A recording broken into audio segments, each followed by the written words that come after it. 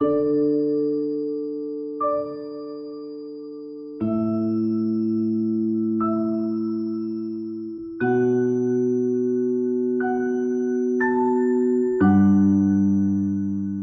and welcome. My name is Emma De La Rosa, and I am the host of the Bedroom Studios podcast, the podcast where we talk about what goes on behind the scenes in a musician's world and bridge the industry gap by bringing their stories, expertise, and advice to early career artists. Subscribe to join us for a fun chat about life as a creative person, tips and tricks for pursuing an artistic career, navigating the music industry, and more. Today on the Bedroom Studios podcast, I will be interviewing Aliah Guerra. Originally from Montreal, Canada, Aliah Guerra is a gifted jazz vocalist, electric guitarist, and producer. With an incredible emerging career underway, the young artist has gone from performing for local parliament members to performing all over the world. Aliah was recently on tour celebrating her debut album with performances in London, Dubai, Los Angeles, and New York City. Aliah's timeless repertoire of jazz, soul, and R&B classics has been compared to the smooth style of Erykah Badu, Sade, and George Benson.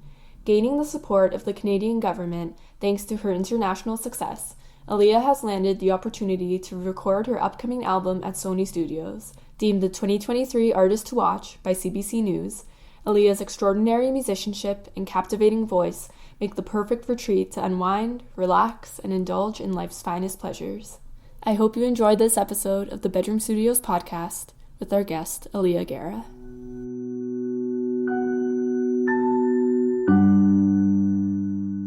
I'm so happy that you're here, and I'm so happy that we get to chat for a bit. The first question that I'd love to ask you is how your musical journey started and how did it develop to lead you to where you are now? Yeah, so my grandfather was actually a musician, and so when I was growing up, he was very adamant about making sure my sisters and I were involved in music in some capacity. So when I was like really little and he was like in a retirement home at the time, like my mom would bring my sisters and I to go sing to him like after school. Well, that wasn't the purpose of it, was to see him, but he would teach us songs and we would sing together for like hours. And then when we would leave, there was like a bunch of seniors like lined up in the halls, just sitting and like jamming. They're like, "You're leaving already? When are you coming back?" So this used to happen like multiple times a week.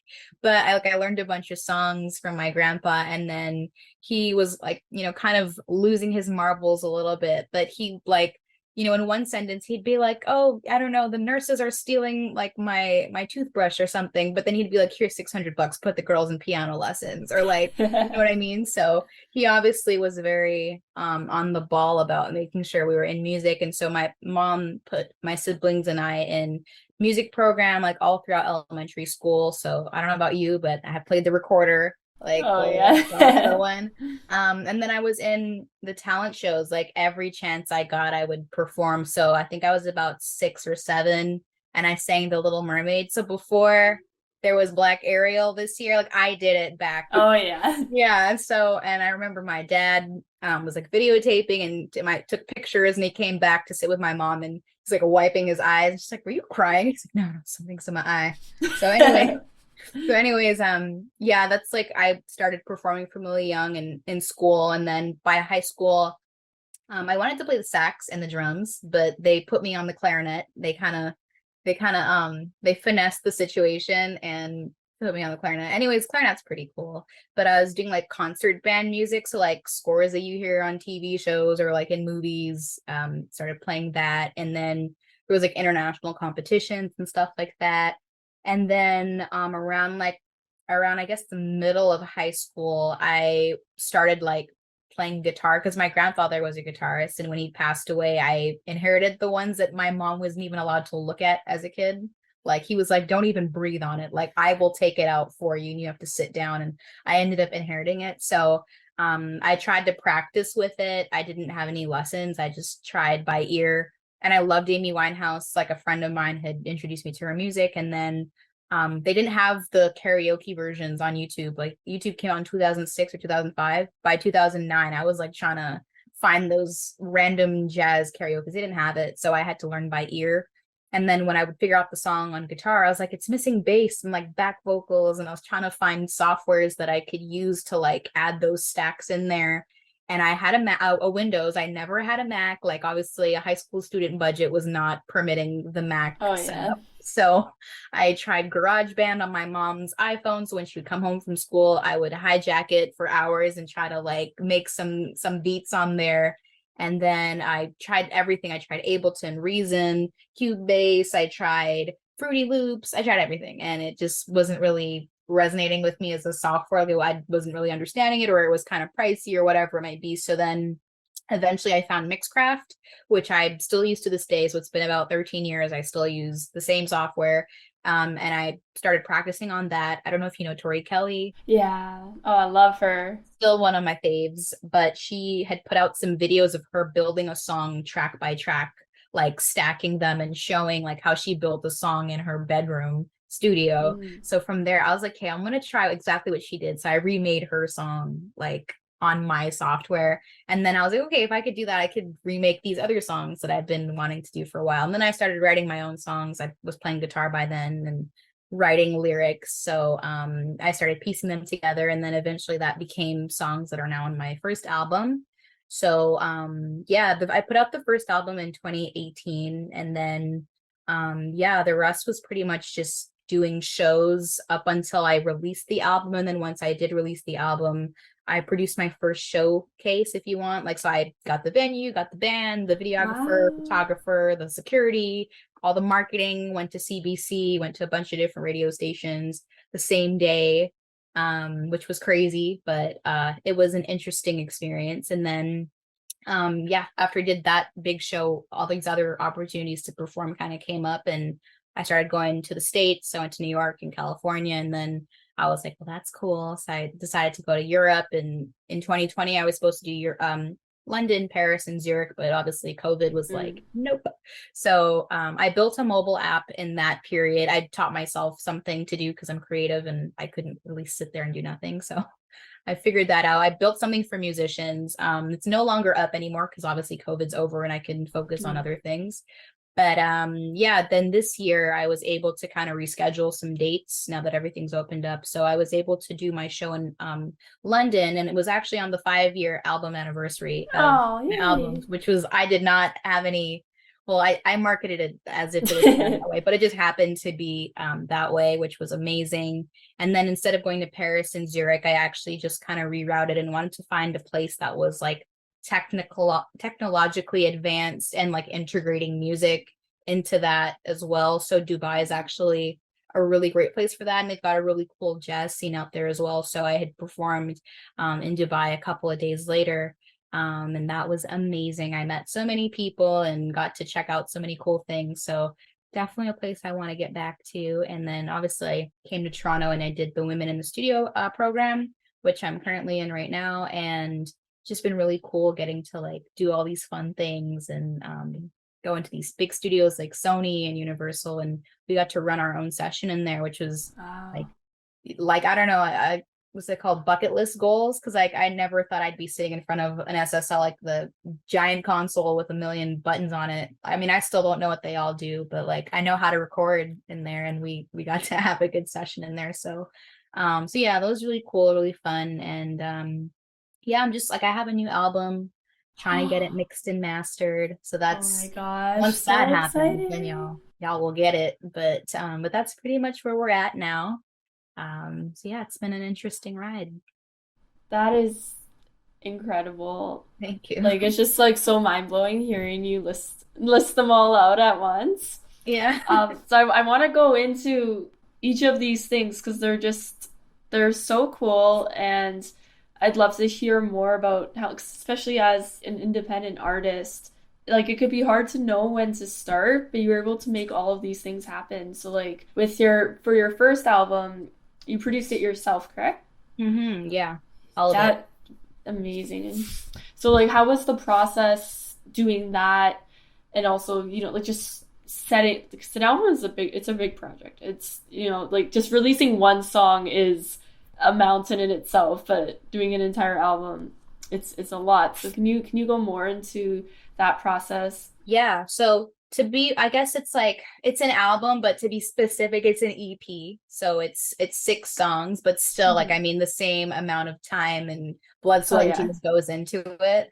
But initially I didn't plan to do it myself. It was just like the funding was like Oh yeah. this. And I'm gonna just be super honest and like real transparent with you, because I think a lot of people have a like like they just kind of perceive this very differently, and it seems more glamorous on the outside, like when I Mm. explain how my journey has gone. But there has been a lot of like down periods where it's like you question, am I should I even be doing this, or should I just get a normal job?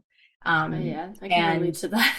yes, so I mean, and obviously like music is not cheap to like produce and like put out, like if you want to do it well. Um so yeah, I didn't really have a whole lot of money when I started. I started production in high school, right? So I wasn't working. So yeah, Mixcraft was like a free software. So they had a free trial. And I mean, I bought the software eventually, but I was using the cracked version for a while. Okay. But to be fair, they had like a 2 week long free trial, but like they just didn't let you bounce out the project to put it in an MP3 and listen to it. And I was like, that's where they really get you. Because if you've been working on something all day, you want to listen to it like 1,000 times on your phone, like when you go out of the house. So they didn't let me do that. But I used the crack version for a while. But anyways, I was using the software, and because like studio time was expensive, and like I guess as a creative, it's like you might pay for a session and then you're not creatively there that day, or like the juices are not flowing, but the time is still ticking, the engineer is still like getting paid, and you have to pay for that time whether you're creative or not that day. So it's a lot of pressure, and I think the pressure just makes that situation a whole lot worse if you're trying to create.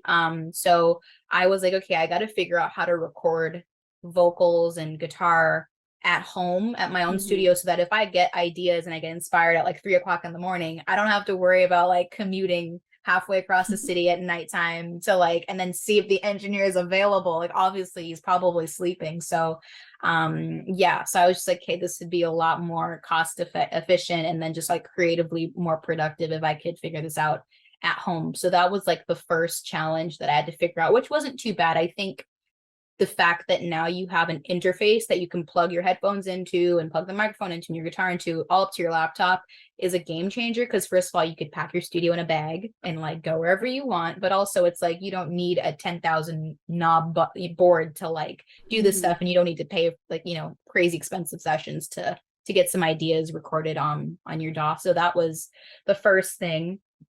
So if I had to find a mic, I got like a super cheap mic. Like I know some people like get a really, really, really good mic, but honestly, they play my music on CBC and they've never known. I mean, I'll definitely Oh invest in yeah. one when the money's good, but it did the job. And I Good. think the music is good and it sounds good and you could trust your ears, then, you know, don't overthink it too much. So that would be my advice on that for anyone who's listening. But when that first part was done, I was able to record a lot of the ideas that I had, a lot of the songs that I'd figured out on guitar, and then I was able to like add lyrics to it, because I just like to journal. I would journal every day, listening to like Jay Dilla beats, because I don't know, his instrumentals are nice. So I could just write to that, and I got a lot of lyrics out, and I was able to write really like my lyrics just kind of came easily to me at that point. Also, I wanted to buy beats online, because I would find some beats obviously, but then I'm just like, okay, if I buy this beat, how do I know this person didn't just like scam this off somebody else, but they Oh want to yeah. charge me for it? And then if I try to like get a sync placement, now it's on my head. So I had like some serious anxiety about that. It's not over exaggerating or anything like that. It's definitely something you should be cautious of, because Oh yeah. people do that. Okay.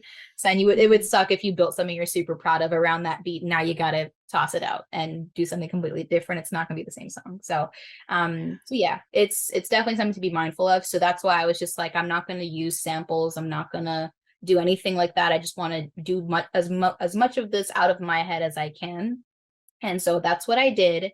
The album was finished at one point, and then I wanted to re-record the vocals, because when I had first started, I was using a webcam, like a little USB webcam, because if you have a USB mic, it's better than like the headphone mic. It's Yeah. so bad. I used to use that at one point too, but I had recorded on like a snowball mic, and some of it was on the webcam mic, and it was just really bad. And I knew I couldn't put it out like that. So I had asked a friend of my parents if I could record the vocals at his studio that he had in his apartment. So every Saturday for a couple of weeks, my mom would come with me, and she would sleep on the couch, and I'm there trying to record the vocals. And I remember we had a couple sessions and it was done. We just had to mix it.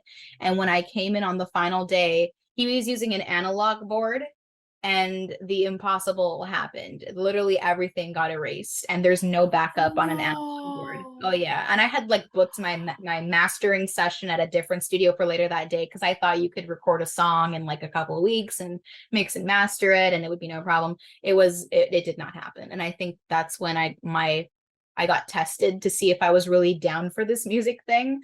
So it was a very awkward ride home. I was just in shock, like just staring into space, like, okay, like that just happened. Am I gonna re-record the entire song again? Like, what are we gonna do? So anyways, like I let a couple days go by, and then I basically went and got a better mic, which is what I have now and that you hear on the album. And that's when I was like, okay, I'm gonna record this at home. Slight little story I forgot. So before I got to that, my mom started looking through her contacts again. Let me see if there's anyone else who's got a studio that we could work with. And I'm not going to say his name, but obviously, so anyways, I was working with this gentleman who apparently used to work for Sony many moons ago. And, you know, everyone in the industry will tell you, oh, I'm going to make you a superstar or whatever. Like, just, you know, stick with me and I'm gonna whatever. So anyways, that was his spiel. And so every morning for about 3 days a week, I would go like 2 hours away from home to go record in the morning. I would be there for 3-4 hours, record, then I'd go to school, then I'd go to work, and I'd come home, do my homework, all that stuff. So I was very tired, but I was just trying to get the song done. And then when I finished recording, we needed to get it mixed. So he'd send it to his partner to get mixed. And then several weeks later, I'm asking, hey, is the mix done? Is the mix done? And he's like, yeah, it'll be done. It'll be done. And then eventually I asked him one last time. He's like, you know, you're not Madonna or Mariah Carey. You know, we're not going to have it just like that. Oh my gosh. And so I was like, you know what? I'm doing this myself. So I met up with the engineer, got the stems, and I just was like, hey, I'm going to redo this myself. And that's when I bought the microphone. So I did try to collaborate, and it just wasn't going the way I wanted it to go. Yeah. And it's always such a risk to collab with someone for the first time. And then I'm like, are they gonna give me my stuff back? That was the other question. Oh yeah. Like, where is this going? So then I figured out, okay, copyright's a big thing. So I started learning how to register things online. If you're independent, you better learn how to do that. From there, I started doing even before that, I was working with other artists, just recording, but I wanted to do my own thing. So I knew of a studio and I knew of an engineer that I could get things mixed and mastered by. So that's when I had decided to record my own stuff at home. I was able to send it out to an engineer to mix it for me. And then everything was like done. So that song that I had been trying to record for so long, I was able to put that out as a single. And then I ended up recording some new music in between that time. And I put it on the album, and that got mixed as well. So I was working a lot, and they weren't the most glamorous jobs at all. I've applied for grants. Grants are a hit and miss type of thing. Like it's really luck of the draw. So I think as independent artists, a lot of us are thinking like, oh, you know, we can do it ourselves. We don't need these labels. Like the labels are good because they give you a lump sum of money up front, but it's the strings attached that can vary. And that really depends on if you want to do that and what your deal looks like. But again, the grants are not that, it's like, it's not the saving grace. Like you're lucky if you get one, but it's not going to, you know, guarantee that you're going to put your album out this year or whatever. It's really luck of the draw. So you have to put in the work and work multiple jobs sometimes, even if you really want to get your music out there. So those are some things I had to learn the hard way as I went. How do you navigate or attempt to avoid burnout when you're having all these different hats? Yeah. So it's like a good thing and a bad thing. So like being an independent artist, it's not like you have a team that manages your bookings to make sure that you're booked and busy every day of every week of every year. It's not like that at all. And some seasons are dry. Some of them are really good and super lucrative. Like in the summer, in the spring, it's pretty good, right? But in the winter and in the fall, people are going back to school and it's also really cold. So people don't like leaving their houses and there's not too many festivals out. So I try to like go with the season. Like if it's a cold down season, I'm not going to fight it and try to like book a bunch of shows in the winter. Like I'm going to try to take that time to probably work, recoup some money. I might spend some time writing because I'll be home a lot if it's cold outside. I might be recording stuff, just because like I'm in my room, so those are good times to do that. And then when it's summer and it's hot outside, I'll be like practicing just, so I can gig and things like that. I think it's good to do a little bit of all of those things all the time, but personally, because I just know being an independent artist and you still have to work and balance life and music and stuff, I don't put pressure on myself to be recording all year round or to be gigging all year round. Like, it's obviously nice, but I think the pockets of time that I have in between one gig or the other, like I will just kind of listen to myself and look at my schedule and see what I need to do. Look at the finances. Do I need to focus on working right now, or do I need to focus on recording and things like that? And also, I think another thing for independent artists to like avoid burnout is don't try to compare your schedule or your lineup of action compared to like Beyonce and these big time signed artists, because they have teams of people who are on payroll to like help them. So they're not wearing 30 hats 365 days a year. They're literally themselves. And if they need to take a break, they can tell their team to chill and like book things for them in 2 months from now or whatever it is. So give yourself time, give yourself space, be patient, and like yeah, like it's okay to have a month where you're not doing anything. So that's why it's just life balance, and then make sure you have some kind of income. If you don't have a grant, like that's definitely how you'd balance that. That's awesome. So many amazing insights in all of that. So thank you so much. How do you approach social media? How I've done it in the past, because I've recently made some changes to my social media, but in the past I don't really like. So I don't know, if you look at my social media, I think I have about 2,000 followers. I'm not like, I don't have millions of followers like them TikTokers who just do dancing. Like, I'm not really much of a dancer, so I'll probably never be doing TikTok videos like that. So, but for Instagram, I mostly just like would do covers and then like clip them and put them up there. Sometimes like people would comment like which songs I should do, so I would try to like take a challenge and try to figure the songs out, and I'd post them up there. And that was like the content that I would create. And then later on, as I had things going on, I would document it. So it wasn't like I was trying to create content. It's kind of like, I have an interview today. Here's what I'm doing. Or I have a show today. Let me take you with me. Or I'm going on tour. Let me take you with me. So it was little things like that. So I'm a pretty normal person. So I don't really think my morning coffee is that exciting and that interesting. Maybe it is to some people, but I try to keep things as music related as possible. I have lots of content, but it's mostly music stuff. You won't really see me like waking up in bed with a crazy face. Like, that's not my style at all. Shout out to people who do that. It's just not my thing. So I just try to be as like real as possible without like over creating things just for the sake of content creation.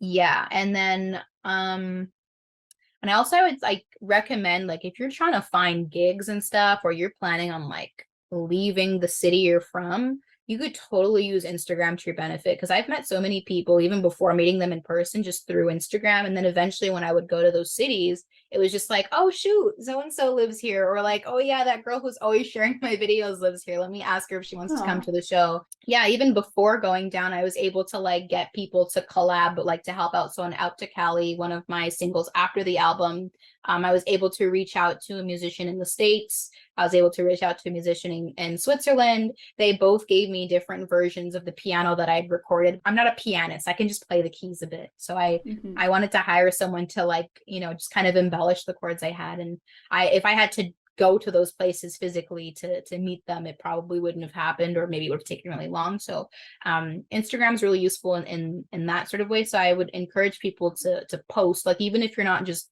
posting because you want to get like TikTok famous or whatever, like definitely post, because you never know who's going to see your stuff. And you might be creating a little network for yourself for any future projects you might have. So it's definitely helpful. Yeah, really cool.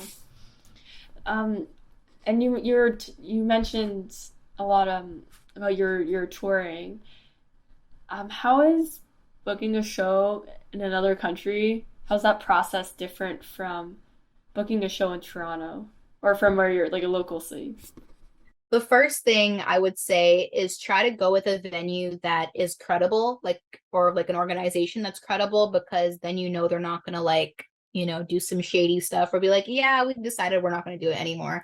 Like, so I always like to reach out to organizations that friends of mine have performed at, or people that I follow if I really like their content and their music. Like if I see there's somewhere that they've performed at, I check out the venue or I check out the organization that's tagged in it, and I'll reach out to them via email or whatever. I think So Far Sounds is a really great organization if you want to get into performing outside of your home city. Just because when I did my first So Far show, I was in LA, and I was actually with a friend of mine. Shout out to Guitar Gabby. She's from Atlanta. She's the head of this, the Tulips band. It's like a female, non-binary, BIPOC band. It's like most like women, women presenting.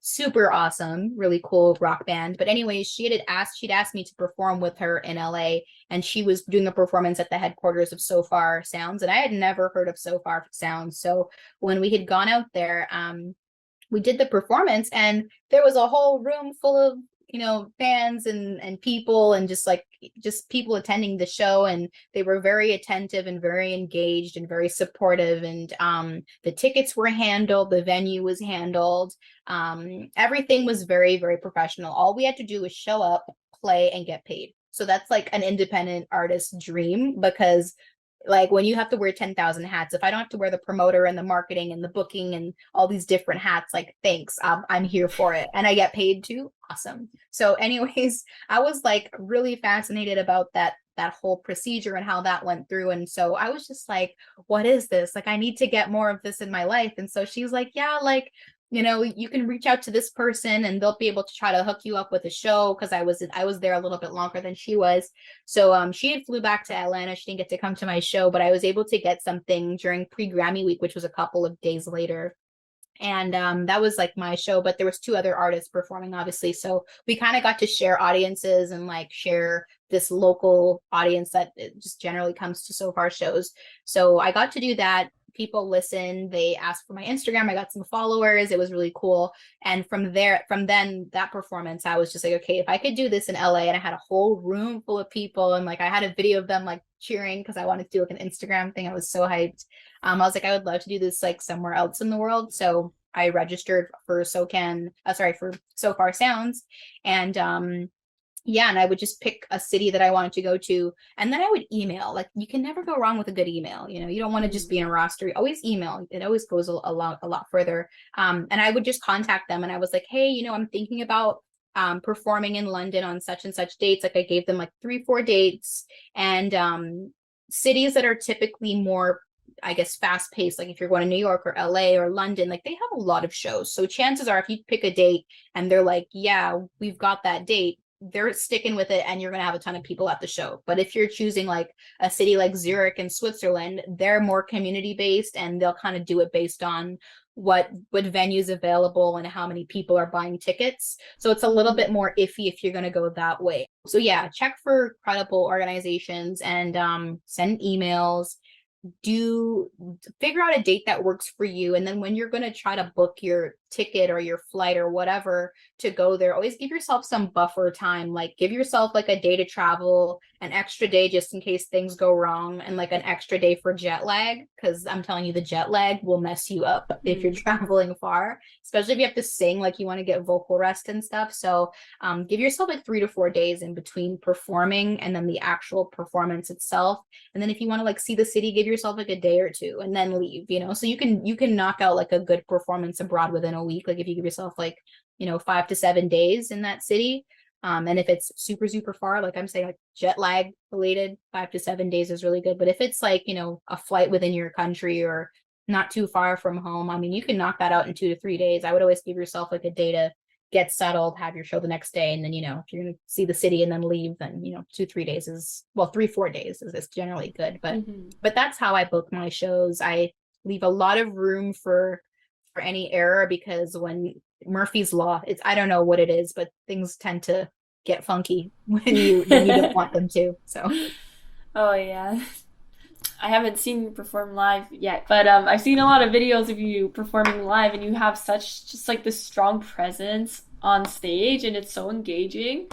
How did you get to that point where you could go play a show and just be so vibrant and engaging with the audience? Yeah, thank you. Well, like I said, I've been performing since I was a kid, so I don't think the nervous thing ever goes away because to this day, like I'll still get a little nervous before going on stage, and I think that's kind of a good thing because then it means like I'm excited and I want to do a good job, and it means it's important to me still. So I think if I ever lost that buzz or that excitement, that I'd be questioning like if this is still for me. So that's one thing. But also while I was in university, so I studied political science, super different than music obviously, but luckily the political science program, like the core program courses, were like booked like to capacity. Like I couldn't even get into a course that in the program that I was in, so I was like, okay, let me just take an elective this semester and like chill, obviously. So I was like, okay, I want to get into the music program, but you couldn't put it on your schedule unless you were in that program. And I'm like, well, I didn't take an singing test or ear test or anything like that, so I'm probably not going to be able to do all that. So anyways, I had sent an email to the registrar office and then the head, like the program for music, and I asked them if I could get in, and they're like, oh well, we need to hear some of your music and then we'll have you we'll forward this to Charles Ellison, who was one of the head professors in that department. So anyways, they sent my album to Mr. Ellison, and I specified like listen to the song Moonlight because it was a jazz composition that I wrote, and I had my friend Remy Cormier play the trumpet on there. Little did I know, Mr. Ellison is a trumpet player. He's a jazz trumpet player, and he's really good. Obviously, like he's been around for a long time. So, yeah, when he heard the album, he emailed me like the next day, like, I need you in my class. And I was like, oh, I'm like, but I didn't do ear training. Like, I can read sheet music, but like that was like years ago in high school. And I'm like, eh. He's like, listen, if you can make that, you will be fine. So I was like, okay, cool. So I was in his program for a year. It was the best year in university ever. It was just great to come into school and like get to perform. And every day I would just have to sing. Like that was school. You'd go to school, you listen to jazz, you figure out some chords, watch a video, and then you sing and you improvise with the whole band, and it was amazing. And I mean, it was very simple, but I also wanted to make sure I was maximizing my time that semester to not just be chilling. And obviously it was great, but I wanted to get the most out of that semester. So I went ahead and I applied for performing arts as well, which took place at Jam Vocal Performing Arts School, like at the other, like, a little bit farther from the campus I was at. That was with Jennifer Mead, and it was really great because what had happened is she changed my perspective of being a singer versus being a vocalist, and she changed my perspective of just singing versus performing. So the first thing she made us do was she's like, don't ever come in here with sweatpants on. Don't come in here with just jeans and a t-shirt. It's like, don't do that, because when you're a musician and you put on a show and you expect people to pay tickets from their hard-earned salary to come see you perform, you need to take it seriously. You need to treat it like a job. So if you wouldn't come to your job in sweatpants and like a bonnet and a t-shirt or whatever, then don't treat this like it's just you're relaxing. Like it's a job. You need to dress like you're a star. So when people go there, they're like, this is what I came to see. It's not some random guy who's waiting for the metro. It's like you can see somebody's put some time in. There's a star quality there. And then also she made us sing every day. So whether you wanted to sing or not, you're singing in front of the whole class, and you had to do at least 30 seconds to a minute.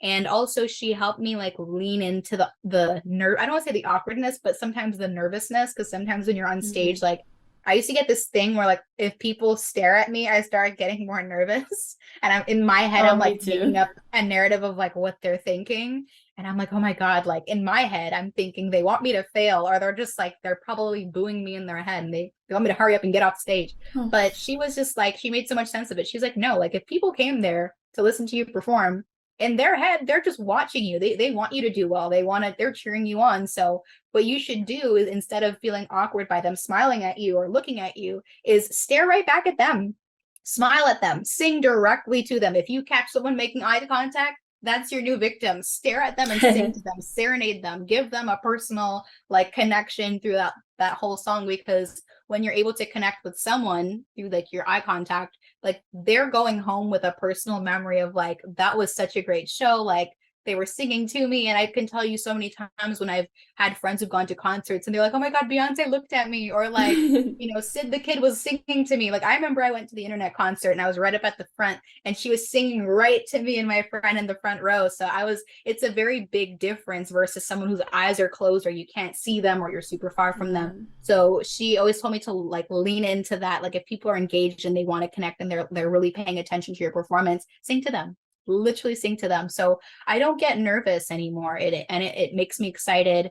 And I think also practice. A lot of artists that I know and that I've worked with don't and when I say artist, I mean the actual singer itself, not the band. I force my band to practice. If we don't practice, we're not playing.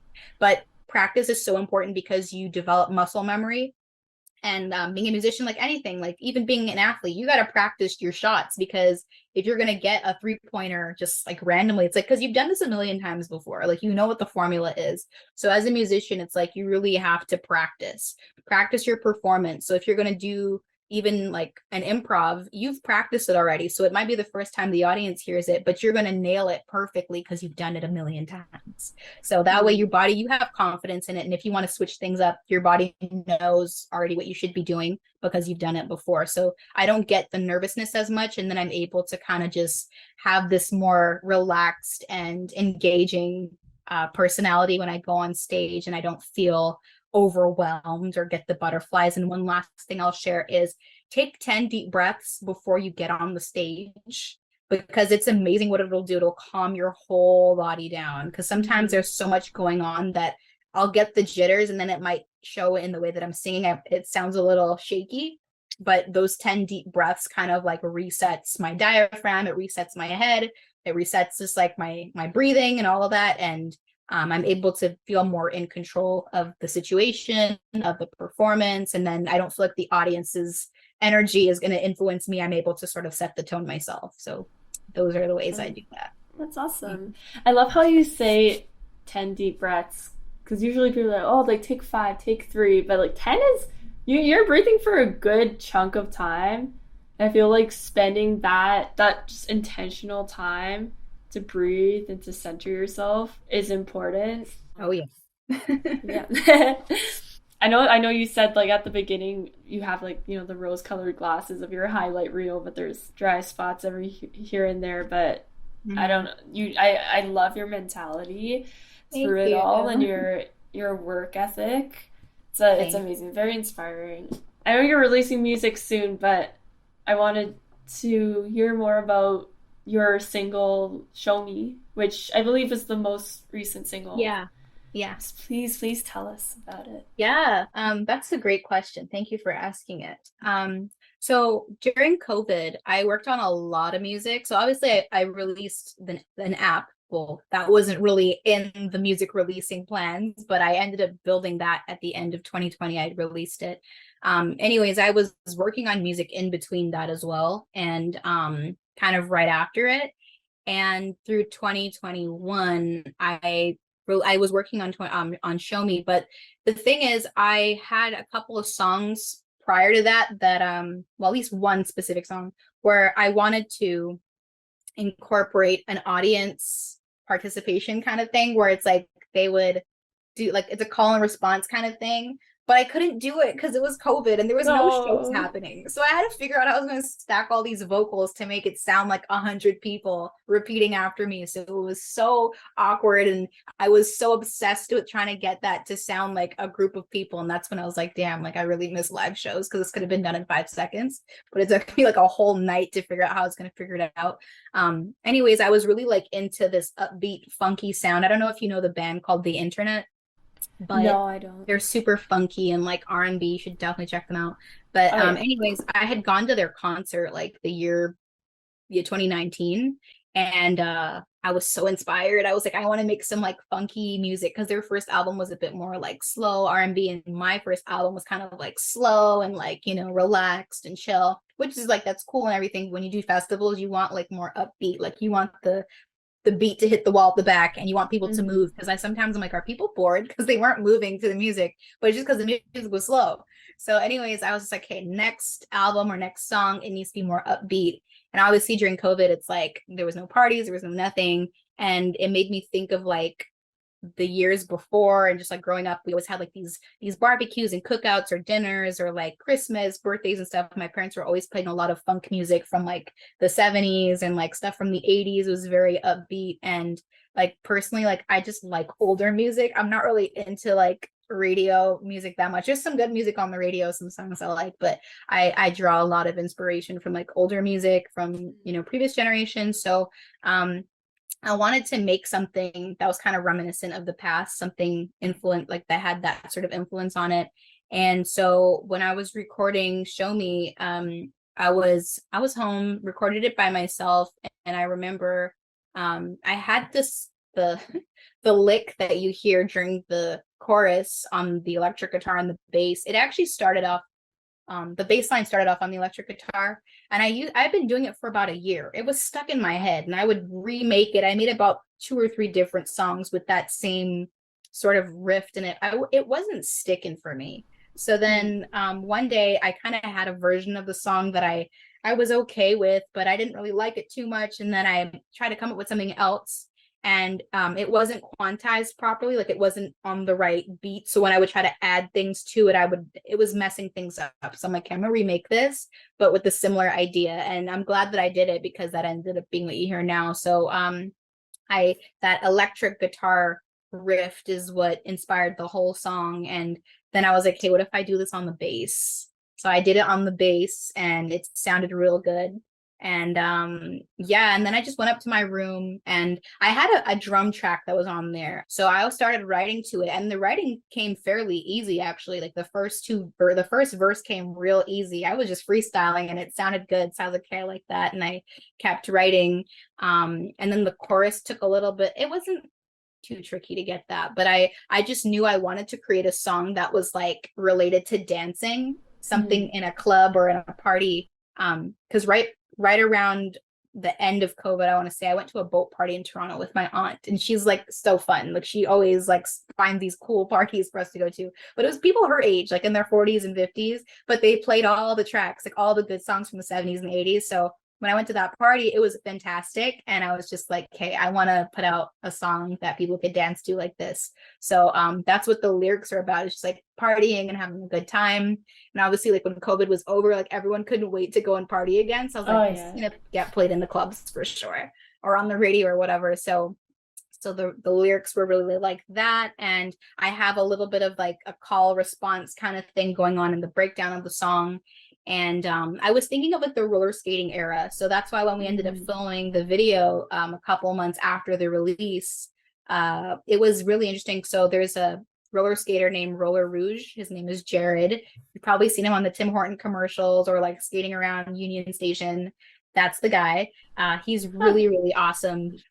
His friend Emma, she roller skates as well, locally in Toronto. So we were able to shoot the video, and it was kind of a community project. I got some friends to come through. And then also at the beginning of the music video, like I said, I recorded the song by myself. I'm doing all the instruments that you're hearing. So I wanted to create a visual because I don't think people see enough women producers, first of all. And second of all, I don't think people get that I'm producing all of these songs by myself. So when I say I produce it by myself, it's not Franklin the Ghost on the drums and like Jeffrey the Ghost on the bass. Like, no, it's me. Like, it's literally me playing all of these things. So what I did is like Prince style, because Prince plays all of his instruments and his music is super funky and it's great. So what I did is in the music video, I got them to create an effect where you see me on the drums at the same time as me on the guitar, at the same time as me on the piano. So it's like 5 of me standing in the studio in one shot, and we're all performing at the same time. So yeah, that's how the music video came about. It was really just inspired from the actual production of the song. And I guess one last thing I'll say is the cover art. It's like I had done a photo shoot the year before for the modeling agency. It was a Vogue photographer, Nick Merzetti. He took the pictures and they look great. So yeah, we even have a scene in the music video where I'm reenacting the actual photo shoot for the cover art. So you see me like in this black bodysuit and taking pictures. It's so all of it's really inspired by like the production of the song and everything that went into it, like mentally and just sonically. So yeah, it's probably the most fun project. Yeah, it was a lot of fun. And the song is so it's so catchy. Like Thank you. now that we've been talking about it, I've just had the chorus in a loop playing in my head for the whole time. Something I've been, I guess, obsessing over in my own head was, I guess this has been, I guess, inhibiting me in my writing a little bit. I'm trying to not make it do that, but I'll write a melody and be like, is this catchy enough or whatever it is. Do you ever like how do you approach writing melody? I've been asking this a lot to That's people. a great question. Such a good question. So I did not know this song would be as catchy as it was. I think you'll only know it's catchy if you start humming it Mm. randomly, like, and then I don't know if you have like a group of friends that you're like cool with that you don't mind them hearing so far it comes out, like if they start humming it, then that, yeah, that's it's catchy. But I Mm. mean, I didn't have like a little group of people to show it to, so I just kind of wanted to get it out once I did finish it, because I made this song pretty quickly and I just wanted to get it mixed and mastered and get something out. So yeah, when it came out, and then people at Tiny Jam are like, the photographer Susie's are like singing, show me what you want to do, and I'm like, oh my god. And now like I'll be on the phone with friends and they're randomly singing it to me, and it's been like a year. So I don't know, I think sometimes you don't overthink it. Like Mm. sometimes the melody is just going to come to you, and sometimes if you're humming it and it's stuck in your head or it's stuck in a friend's head, it'll definitely get stuck in other people's heads. So that's usually how you can tell. Hmm. Oh yeah, it's like the kind of song that you listen to once and it's just there. It's Yeah. in the filing cabinet in your brain. Nice. Yeah. But no, it's such an awesome song. Thank Um, you. so I guess we're nearing the end of our hour, which is so sad. If you Um, had other questions, like I'm having a good time, so I can see that. I'm having such a great time. So we got to do a part two of this. Yeah, for sure. Definitely. So I have two more questions. The first one is, when you're beginning your journey, is there a resource or piece of advice that you wish you had or that you would tell your younger self? Yeah, don't get discouraged per se, but I think it's important to if you're going to be an independent artist, prioritize being able to have a steady income. And that Mm-hmm. doesn't necessarily have to be in music. Do whatever you got to do to have a steady income. You're still a musician at the end of the day, and if you know that, you won't have to change yourself to make money. You can have your steady income and then make your music on the side on the weekend, put it out when you feel like it. And guess what? You can still pay for vacation. You can still pay for a ticket to go somewhere really cool, and just bring your guitar or your instrument with you. And now, use Instagram to book a little performance. So you don't need the labels. I think if you want to have a nice chunk of change to do things that label signed artists can do, be your own label, be your own Mm-hmm. bank, be your own funder, your own, grant provider. And that means having a steady income. So you can have a normal job and be a musician. You don't have to change things. I would tell that to my younger self, and I would tell that to anyone starting out, because being an independent musician is not as glamorous as it sounds. Like, yeah, you own all your royalties and everything, but if you're depending on your gigs, it's going to be a very up and down reality. If that's your gift and that's what you love, don't make that be your 9 to 5. So yeah, that's what I would say in a nutshell. And that's some really good advice. I think it's so common to doubt as an artist, especially when it's like, you're trying your best, but then there's just some things that you either don't know about, like opportunities you don't know about, but then also things that you do know about but are having trouble accessing. Yeah, for sure, for sure. I mean, I definitely encourage people to participate in these artist development programs and things like that, especially if you're starting out. Like, it helps you network, it helps you ask people questions, and you get a face. It's not like an email or you're sifting through Google or 1,000 YouTube videos. Like, you can really ask people that would know the answers to your questions. So that's definitely a super helpful tool, I think, if you're starting out. But definitely when you get to a point where you want to record and put out music and things like that, you might get a grant here, you might get a grant there, but it's not going to be a sustainable, income for you long term. It's going to dry out at some point. So it's really important to just make sure that you're taking care of you, because when you're taking Mm-hmm. care of you can create all you want, and then you're able to put it out. So that's really the formula there. Yeah. That's awesome. And last question is, Do you have any music recommendations? Yes, of course I got the recommendations. So, so like I was saying, the Internet Band, they are so fire. That's my favorite band. I saw them perform in Montreal. It's amazing. I actually got to meet them too. They were so cool. Oh yeah. And then Moonchild. They actually, okay, so these are my two favorite bands. Don't ask me how they ended up opening like for Internet on the same tour in the same. I literally almost fainted. I was like, what in the world? And I met both of the bands. It was an emotional day. Like I started with my sweater on by the end of the show. Like my sweater was off and I was sweating and I cried a couple of times. It was an emotional day for me, but it was awesome. So the Moonchild, the Internet. And I didn't take my sweater off just because I was being crazy. I took it off because it was hot. There was a lot of and I had a tank top underneath. So if you're dancing the whole time, it's it gets I was right up at the front. So it was awesome. But anyways, those two bands, Moonchild, the Internet. Definitely got a shout out Tori Kelly. She just released an EP a couple of days ago or last week Friday. So yeah, check her out. She's really dope. She's an incredible vocalist. She produces, plays the guitar, so I resonate with a lot of the music that she makes and just like how she's navigated the industry. Even though she's signed, she's still very like true to herself. So I love that. And if I can name like some older groups, there's a group called Loose Ends. They're like from the UK. And they have like this like 80s kind of like R&B, but like it's kind of funky. It's kind of like disco vibes. I really like their music. Gosh, there's another okay, yeah, I'll say those four for now, but there's so much more. I used to work at a radio station in university, CJLO, shout out to them. But yeah, those are my top four right now, I have to say. That's awesome. Yeah, well, thank you so much for being on the podcast. This was so awesome.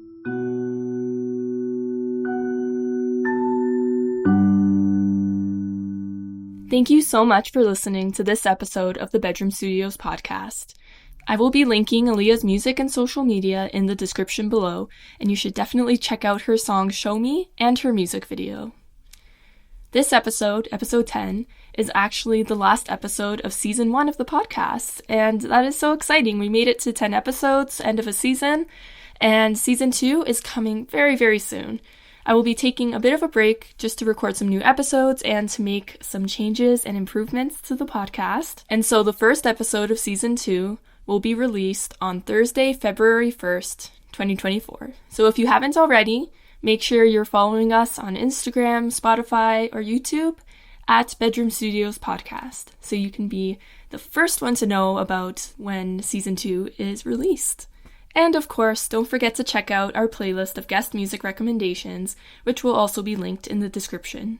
Thank you so much for listening to the Bedroom Studios podcast, and I will see you in season 2.